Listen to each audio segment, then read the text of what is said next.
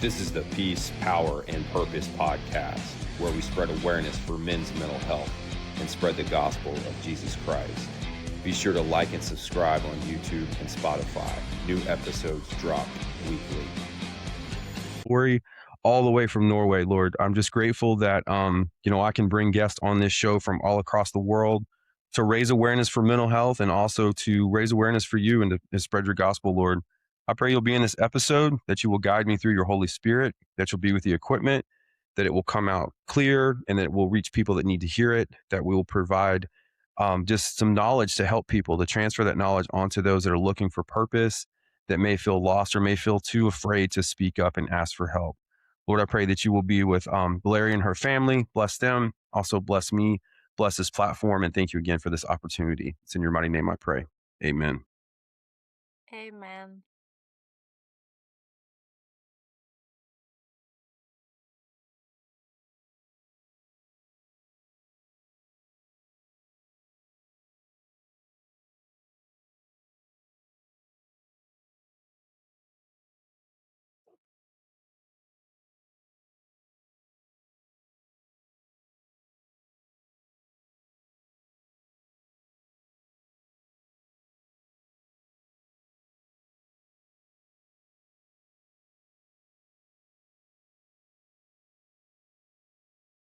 Wow, that was powerful. Thank you so much for this very, very deep and powerful beginning.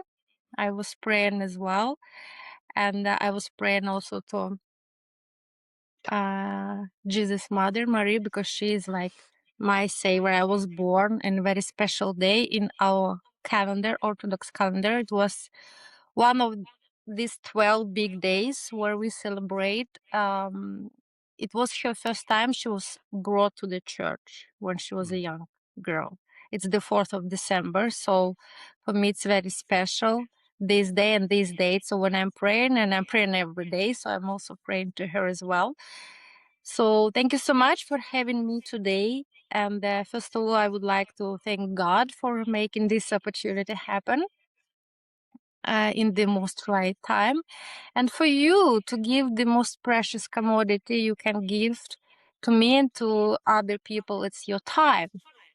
It's time and presence and actually, team, I don't know if you're just alone there or maybe people will be helping you. It's so important always also to remind and remember people who are participating in these beautiful collaborations. It's our helpers behind the camera. So I don't know their names, but whether you have it right now or maybe later. So I would like to also express my gratitude who is actually helping this show happening like in the holistic approach. Thank you. Yep. He's all right here.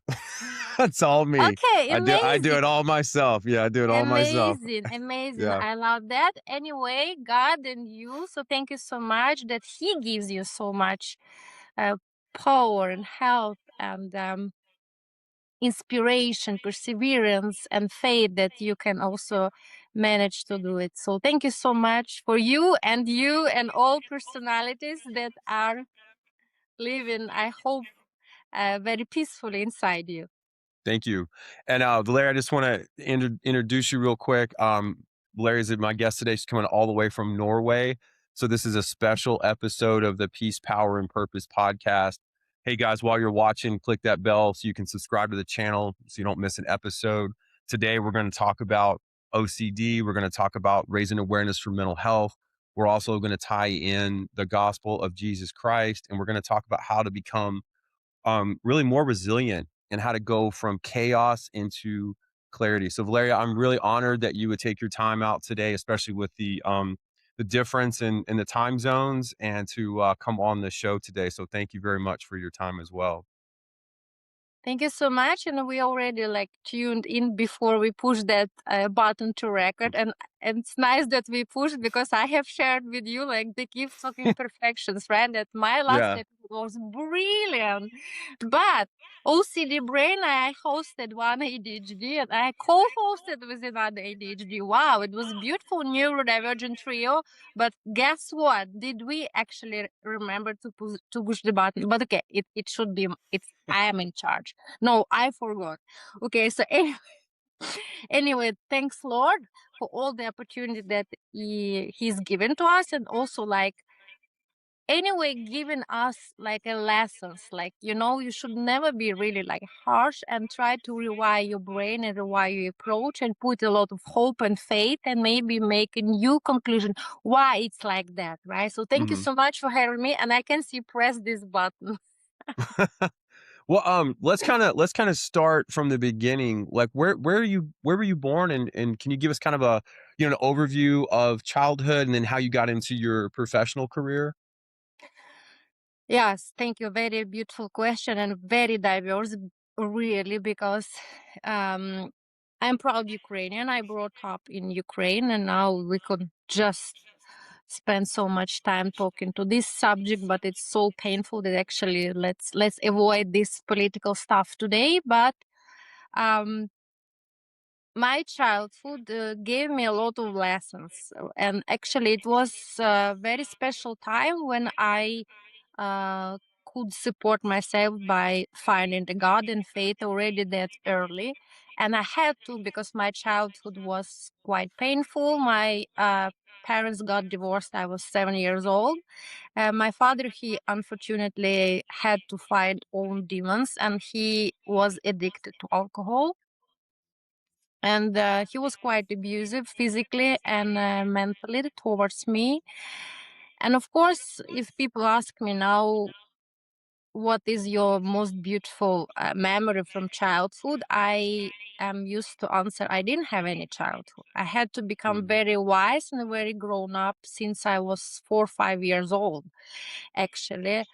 I remember all those moments that I tried, like when my mom was working 24 hours. It was hotel business, and it used to be cruel like that. You had to be like 24 hours present at the working place. So my father, he supposed to take care of me, and then everything very scary would have happened to me. So I was praying many times at that time, because I was happy enough to spend secure summers with my grandparents, and they taught me faith and God, and I knew since I was a little girl special prayers. So for me, it was very helpful, and actually, I cared in like in my heart, and I had special course cross still that I'm bringing whatever I'm flying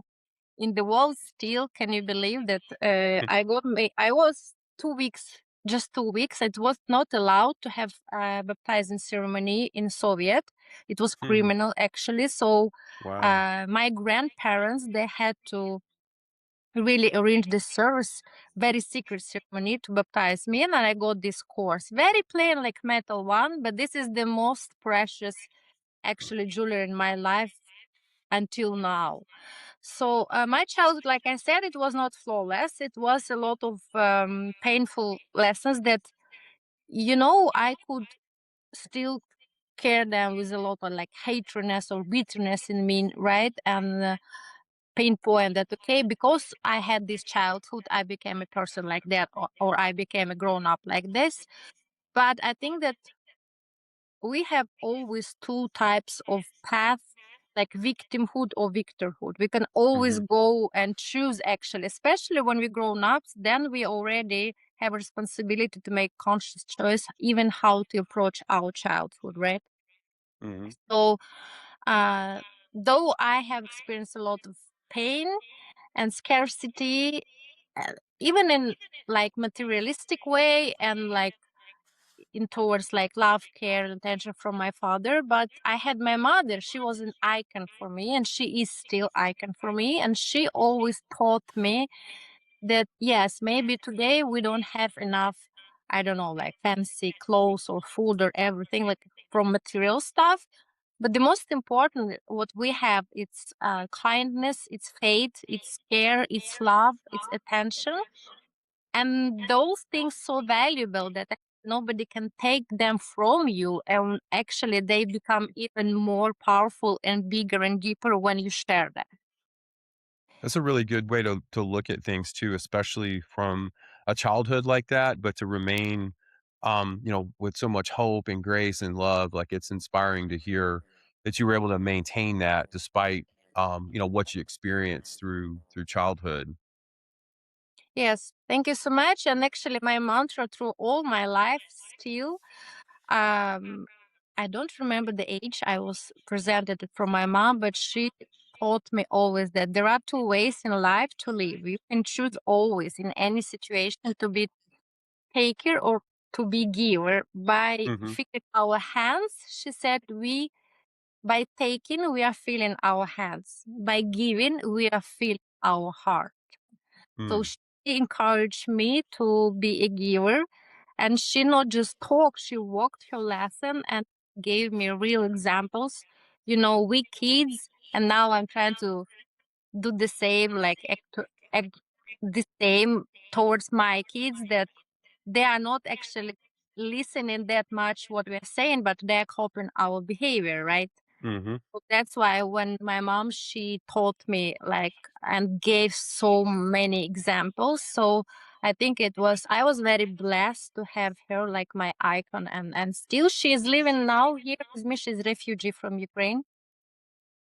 So now life reunited us last 5 years Good, before war. good. Yeah. Did you spend your entire childhood in Ukraine, or did your family move around at all?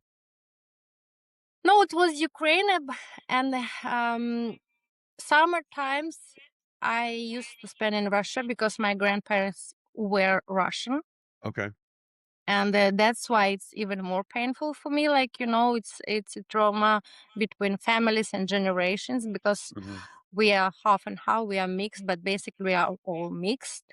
And yeah, so that's why those moments, those summer times free from school, when I could also see another type of relationship between people, between my grandmother and grandfather, and they gave me a lot of hope. And like I also said, I'm so grateful to my grandmother. She was especially active in church, and I liked it very much. And I grew up with other cousins, but I don't know why I felt kind of calling, and I was always interested and asked her to take me with her. And she was explaining me a lot. We were reading Bible, and she had very special Bible that actually I inherited it from her, from all Hmm.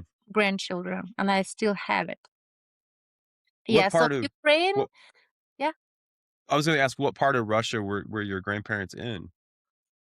it's southern part of Russia. It's Krasnodar, Krasnodarsky Krai, so southern part. Okay, Yeah. okay. Was So that last a time was I that was there many years ago, when it's what actually was funeral of my grandma. It was mm, right before the war started. So okay. after that we could not travel. Right, right.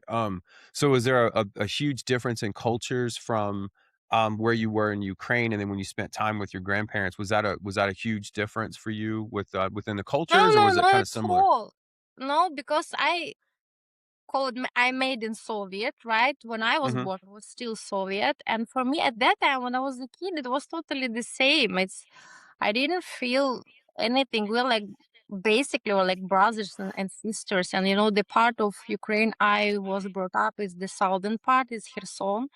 We used to speak Russian all the time. mm, It's the border to Crimea, and okay. we basically just drove through the bridge. So for me, or we took the ferry, so like for us kids, it was like, okay, Ukraine, Russia, but it was part of Soviet. We didn't Right. feel any difference. We grew up like a big family. So for us, like now I have still my cousins there in Russia. So Mm, it's so painful. It's beyond any imagination or actual description how it feels. And yeah, so I've been living in Ukraine until 24, and then I moved to Scandinavia. And since then, I moved a little bit, and I used to live in US as well, in Texas, in Houston. Okay. Yeah. So a little bit California, a little bit Chicago, but mainly travel in Europe and Scandinavia. Now it's like my second home, almost 20 years now. So Oh, yes. wow. So I do speak So now 7 languages. Sometimes they're really nice. dancing and battling in my head, and sometimes, and also plus OCD. Can you imagine these discos sometimes, especially in the evening? Oh my Yeah. God, all those thoughts, on also all this on all different languages. I'm like, guys, come on, come on! I have to talk to your boss soon. We should go to sleep. Where did you go to university? Did you study in Ukraine or did you go somewhere else? My first, yes, master degree, it's finance, it's and international economy. It's from Ukraine, Kherson Technical University. The second MBA, it's in knowledge management. It's actually the four university, they made special MBA program for experienced international leaders. And it's two university from Norway, one from Copenhagen, CBS, Copenhagen Business School, and also partly University of Green Bay in Wisconsin, Oh, knowledge wow. management faculty. I was there as well. And now I'm so close to my doctorship. Will be, yeah, I'm taking PhD now. It's my last year, and actually I'm done with all programs and exams and everything. And last 3 weeks ago, I have delivered, I hope, last revised version, and maybe within next 3-4 weeks, I hope it will be defense of PhD. That's So amazing. it's National Technical University of Trondheim and NTNU. It's quite famous technical university here. So, and I'm also working partly with the Stanford ecosystem exactly about neurodiversity leadership. It's emerging part of my PhD, because I started this project, industrial project. It was about gender diversity management and cultural diversity management. But because I'm neurodivergent myself, and 2 years ago, I went through major burnout and breakdown, and I was in mental institution for 4 weeks. I started there my podcast actually in my pajama. That's why I call it Pishcast. Okay. It's true. Uh, and then while I was there, I believe like, why should I actually avoid this part of diversity, which is so important? I have this lived experience with OCD, anxiety and depression since I was 30 years old, right? So almost, yeah, over than 15 years. Mhm. And I've learned so much through this ups and downs and adversities. And then I believe like, I know, can you imagine like, just if we talk about identify people who has actually possibility to get access and to get diagnosis, it's 1 billion people in the whole world Wow. now, like officially. But can you imagine about these countries when people, they have never opportunity even to visit doctors, like um so that's why I changed my PhD. I could have already done and get this doctor title, but then I applied to the faculty. I was honestly and boldly open with them. I said that, guys, I am in this special mental institution. I'm experiencing severe OCD episode with anxiety and depression, and I would like to change my subject, and I would like also to um, write and make empirical research about neurodiversity and actually neurodiversity leadership, how we can first, of course, self-manage that, but also how we can manage neurodivergent workforce in our community, in our workplaces, and how we can adjust environments and society which is still more designed for neurotypical people. Can you break down what neurodiversity? Can you kind of break that down Mhm, for our listeners and our viewers, like kind of mhm. maybe the definition or what it really encompasses? Of course, it's so important. You know what?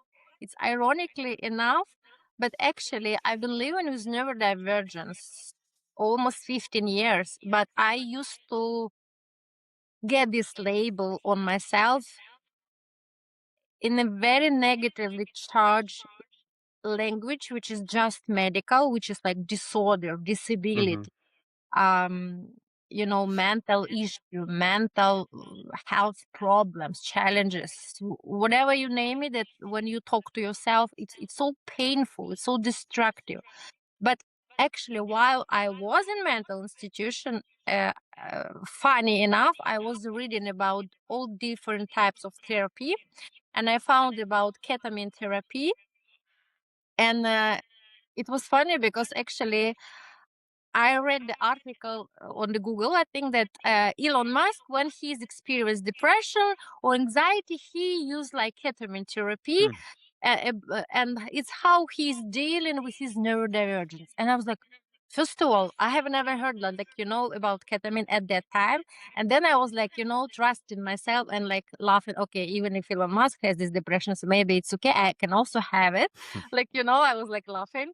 And then like, okay, neurodivergence. What is neurodivergence? And then all of a sudden I start like searching, and the whole new world was opening for me. It was just 2 years ago. But okay, answering your question. So neurodiversity, it's acknowledging and recognizing that natural variations in how our human brains function and process the world. It's basically biodiversity, colorful and powerful of our brains. And there is nothing humiliating about that because we have different fingertips. We are not ashamed of that, right? We have different DNA. All of us, 8 billion people, we are not ashamed of that. But we also have different brain, of course, and our brains are wired differently. It's what actually neurodiversity advocates for. It was coined by Judith Singer, sociologist, in the 1998 in Australia.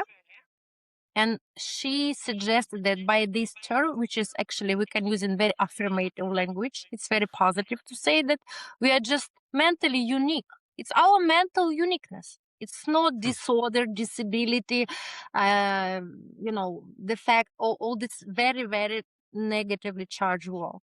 And she really challenges the traditional view that neurological differences are like pathological. Instead, she framing it like all these differences, they are valid and very valuable expressions of human diversity. So it's Okay.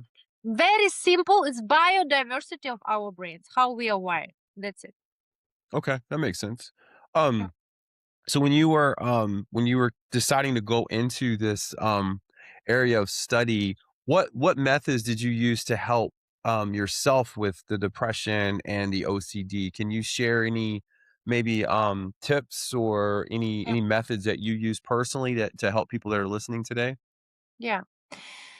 Thank you so much. It's actually very important for us who has this obsessive compulsive. It's still called disorder, and now I'm joking. I'm calling that it's obsessive compulsive superpower, or I'm calling sometimes people like I'm OC delicious, like delicious, but OC delicious. Trying even more playing around with this, and I'm like swearing my next tattoo will be OC delicious.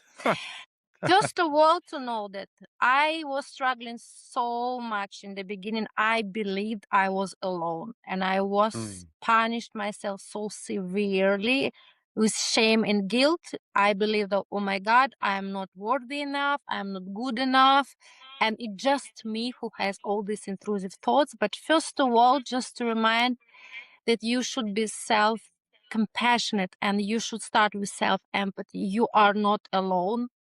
Like now around the world, like again, just identified people who has possibility to get the diagnosis, like 210 million people has this. And our brain is most complicated part of us. Actually, it's so difficult to make research, and no one still knows like for sure why we have OCD.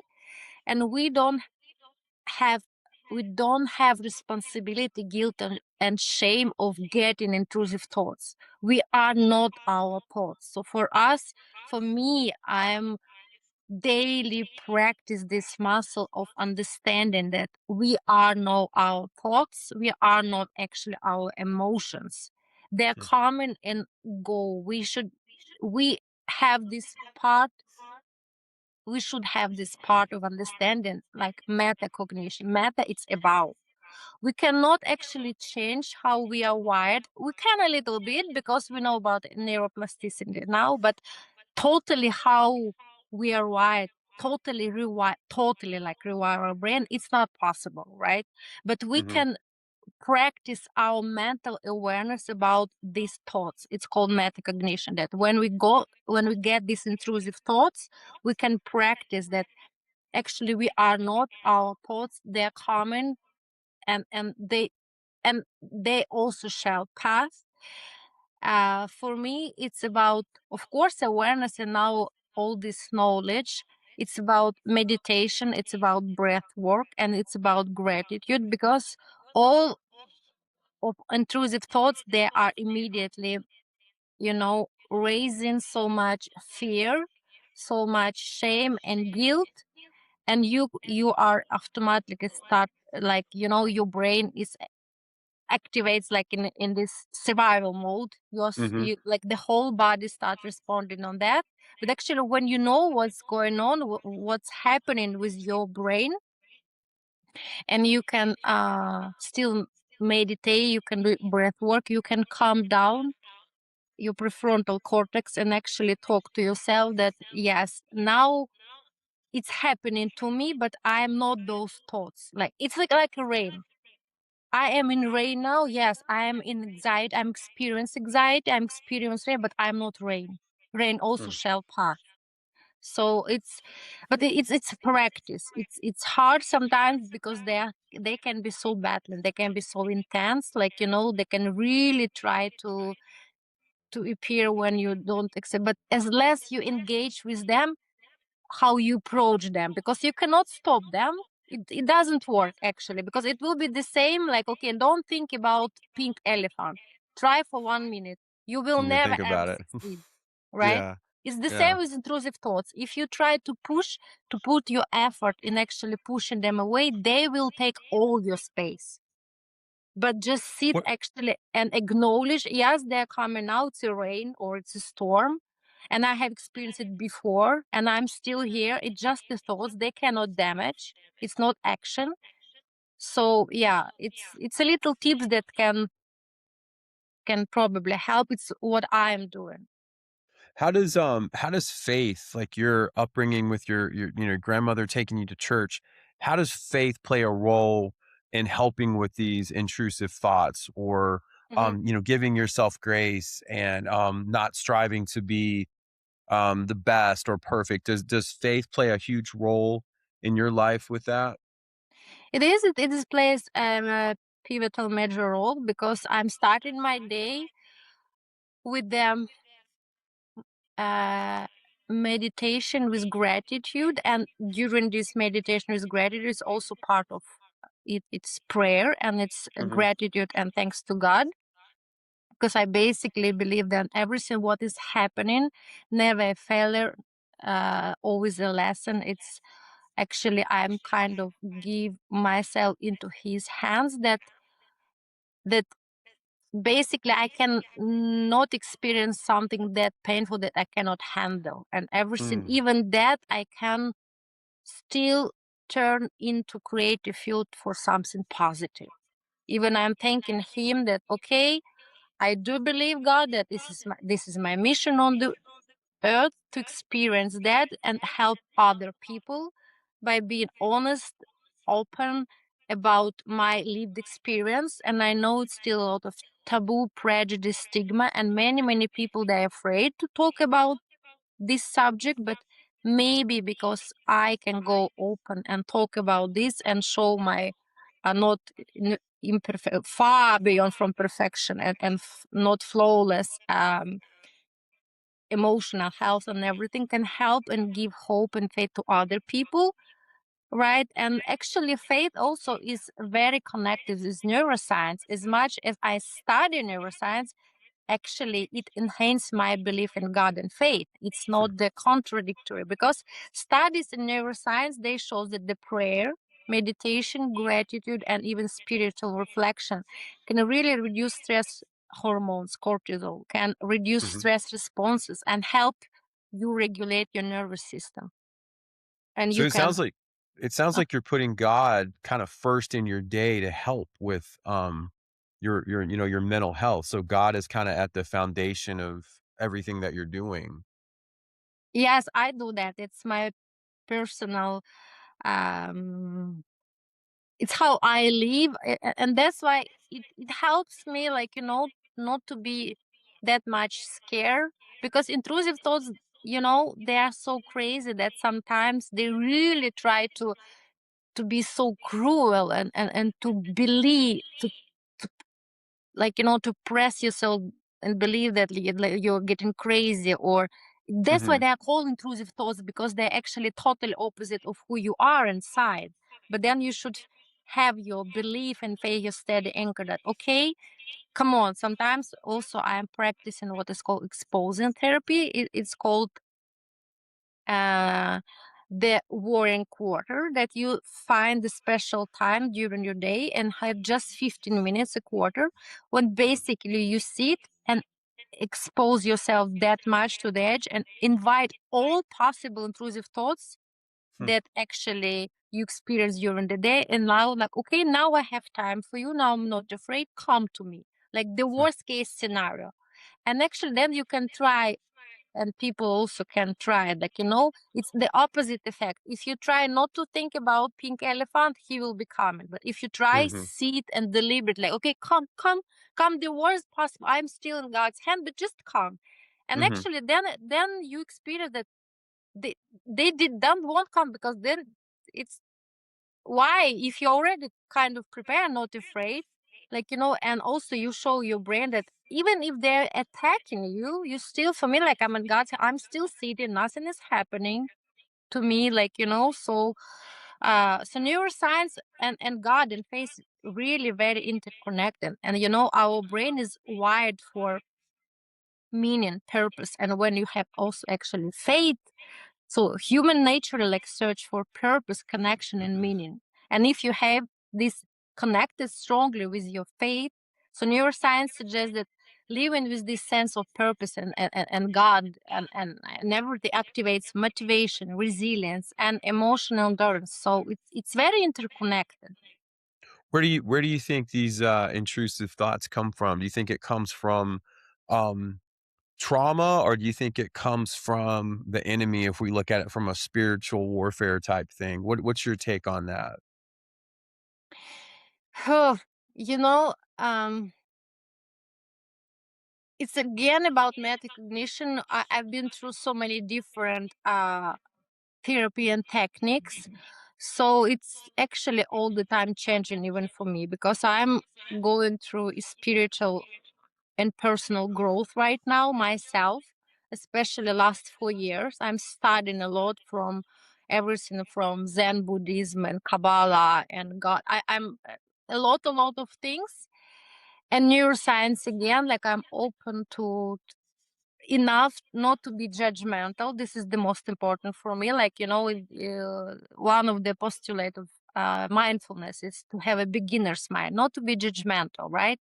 Mhm. So I'm just trying, when they're really so bad, like, try to detach myself even from finding the reason why they're coming, because then you actually, by trying even to label them, like, and you again, like, you feed them, you give them emotional engagement, and they like it. It's actually what they want, and they even more, like, start attacking you. So for us who has actually OCD, it's much better to imagine that you are kind of sitting and watching in the movie theater, like, um scary scenario, but you're not detached. You don't want to actually kind of really go into understanding why Hitchcock or somebody, Spielberg, made this one.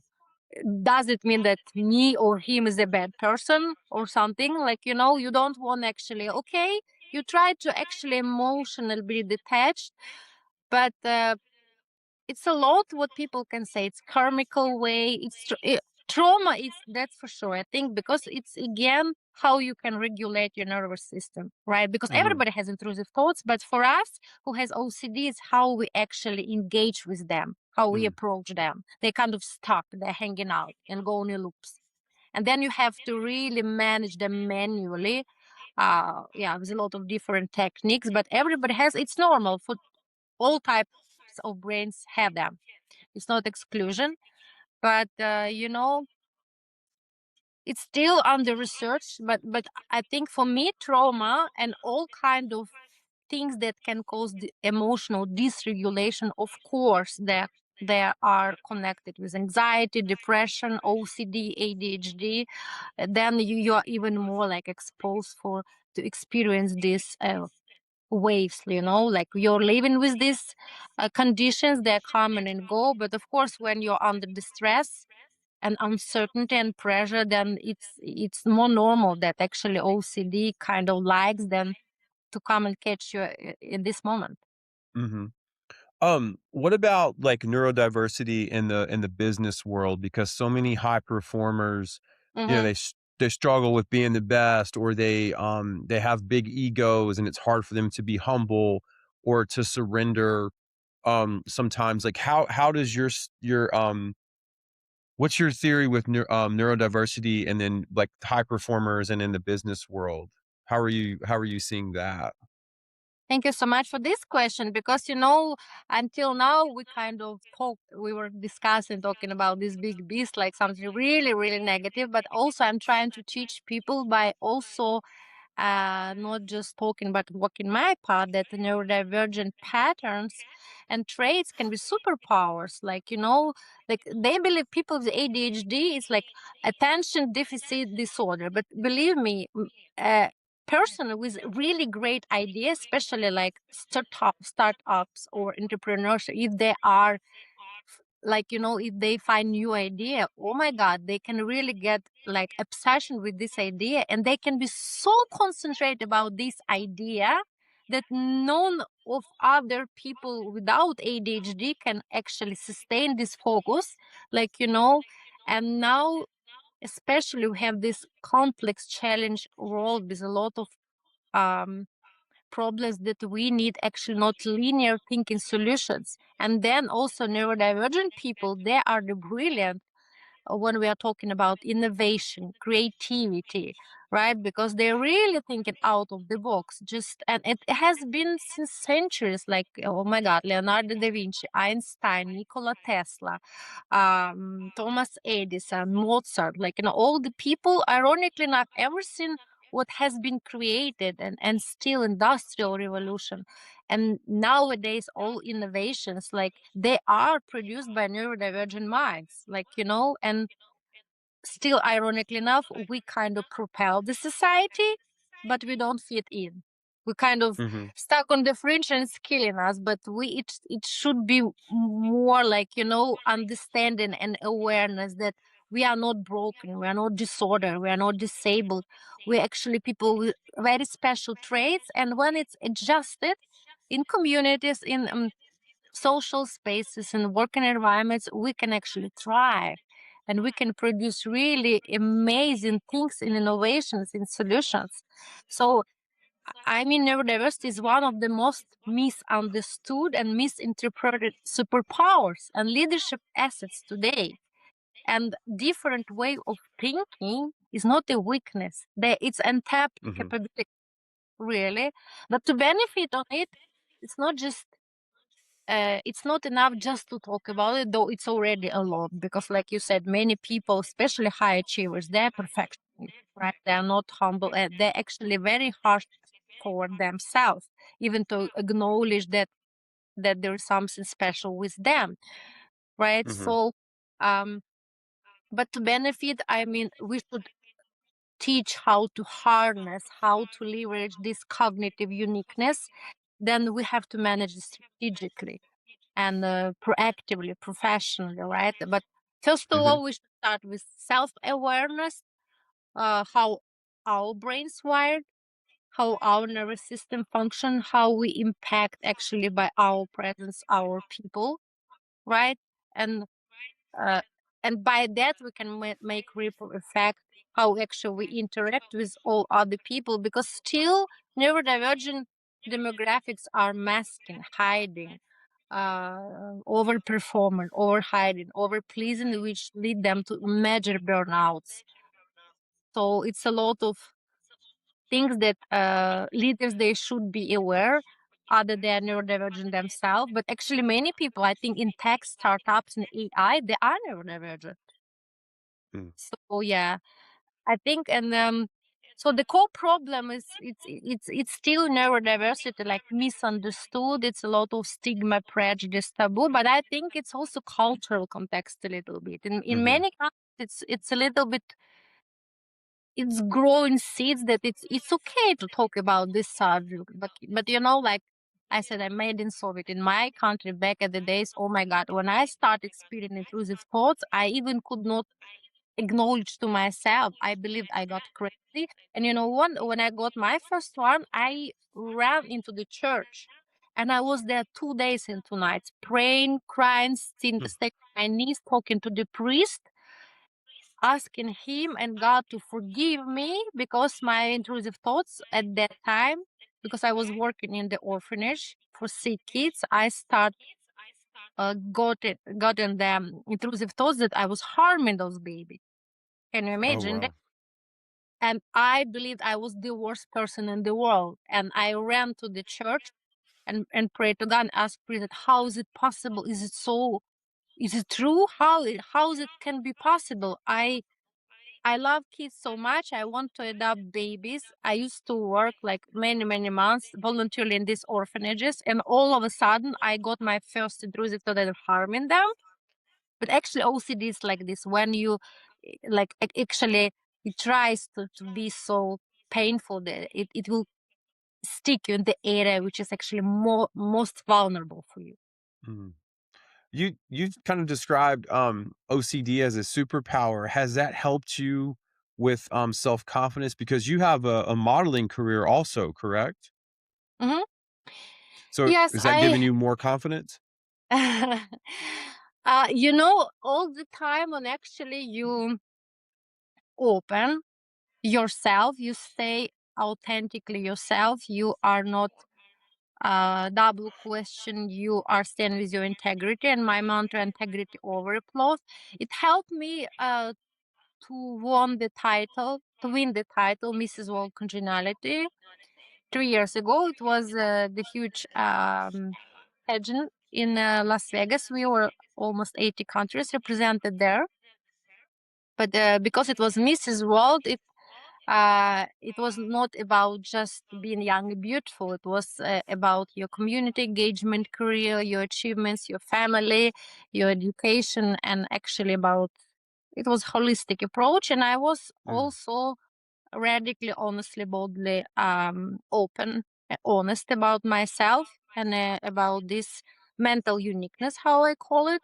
So I didn't try to overmask, overperform, or please. I was totally myself. So it actually helped me to get uh first of all, like, you know, to be again and again um aligned with my core values. And I think people, they feel it, they appreciate it, and maybe because of that I won this title.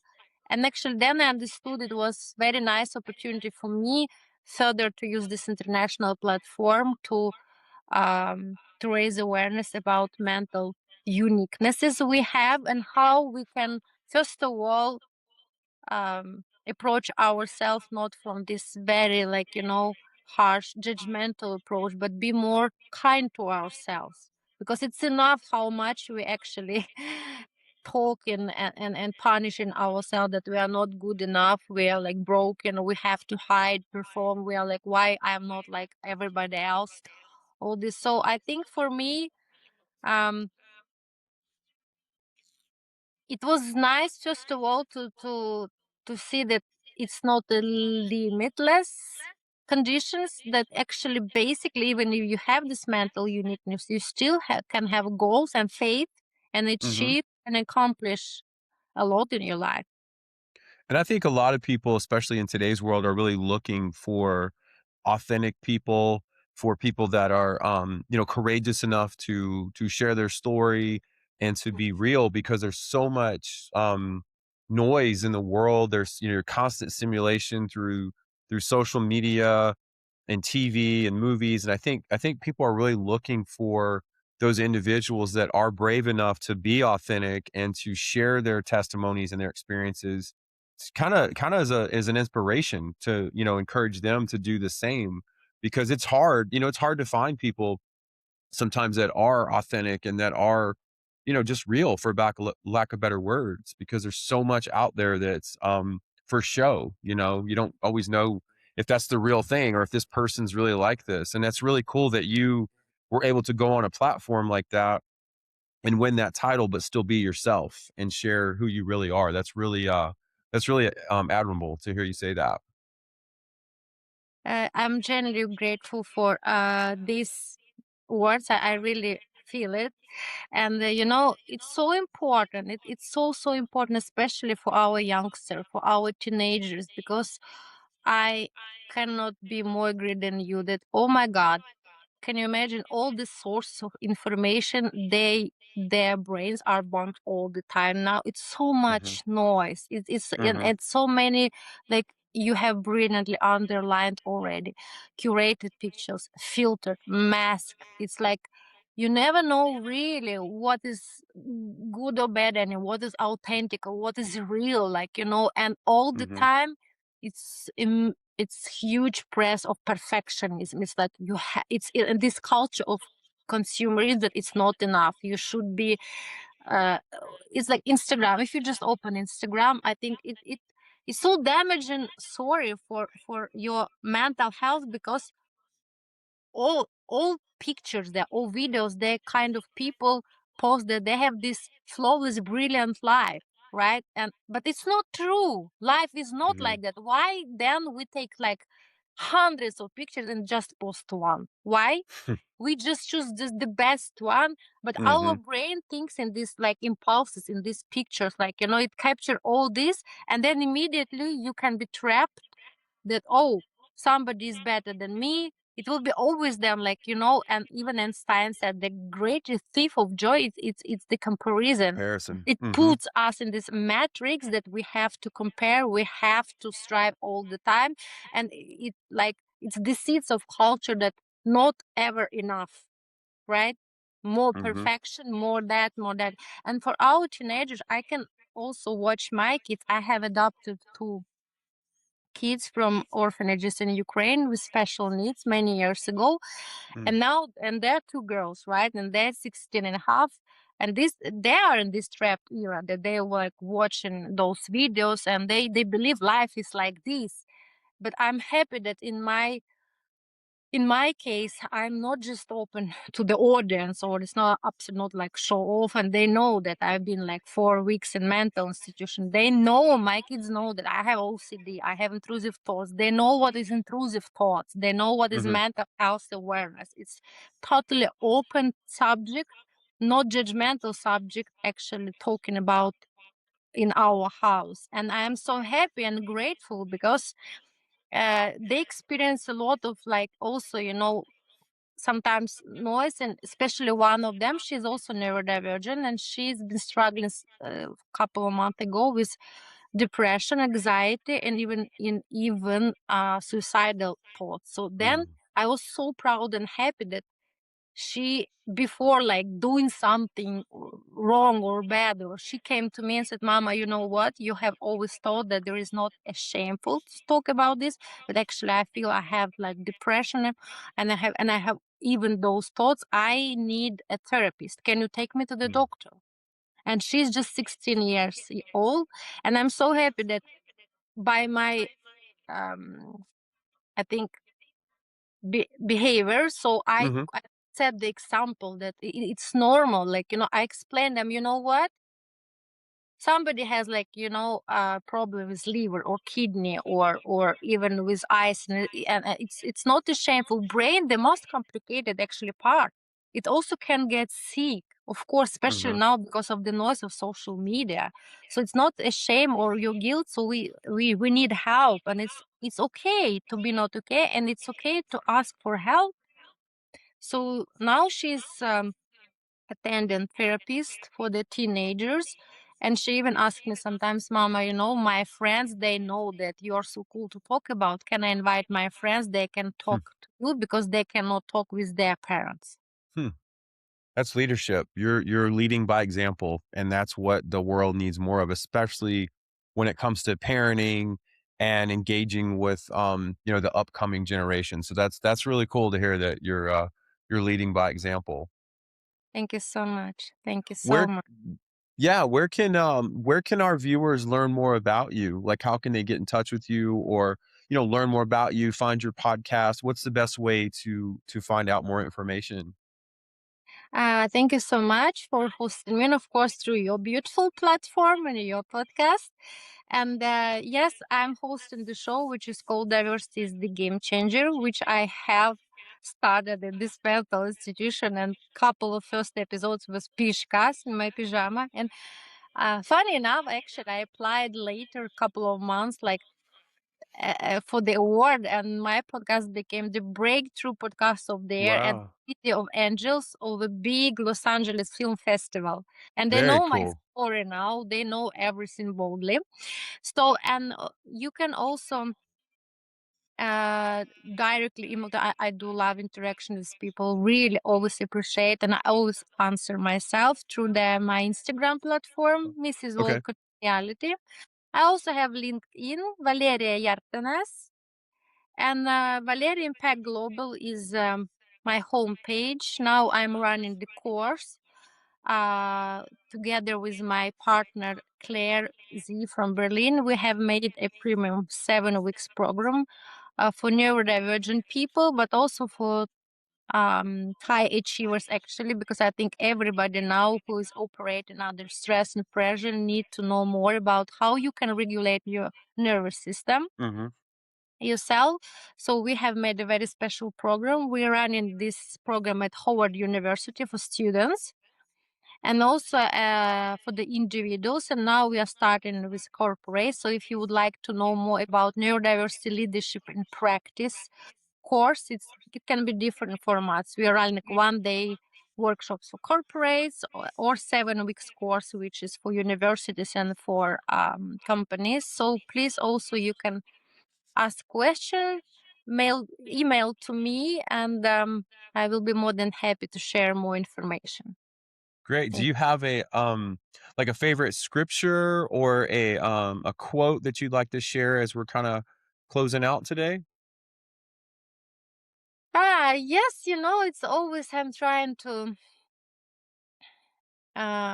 feel the presence of God Hmm. in the moment when I'm talking on those show. I never prepare like really beforehand, but actually it's maybe the same which I started, and it's like from my mom, but she's my greatest inspiration. She's my icon. I always call that by taking, you can feel your heads. By giving, you can feel your heart.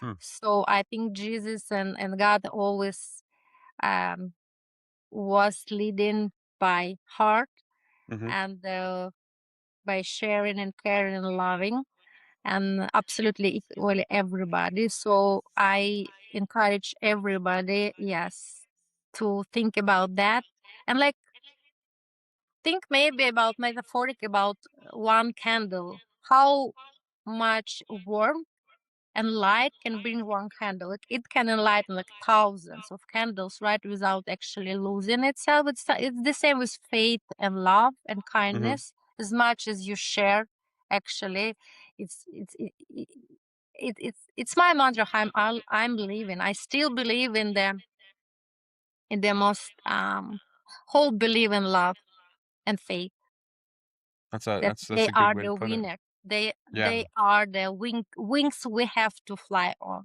not the opposite. And I wanna share one too. I'm gonna share Acts chapter 1, verse 8.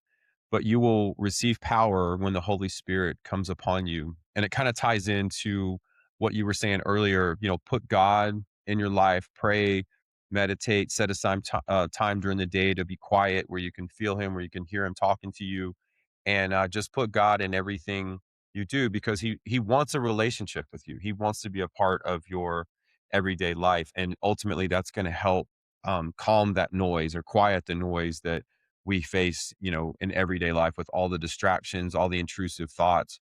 Putting God at the center of everything will help, kind of quiet down some of those thoughts that enter our head that tell us we're not good enough or we're not worthy, but that will keep us on the right path by putting God first and living through the Holy Spirit.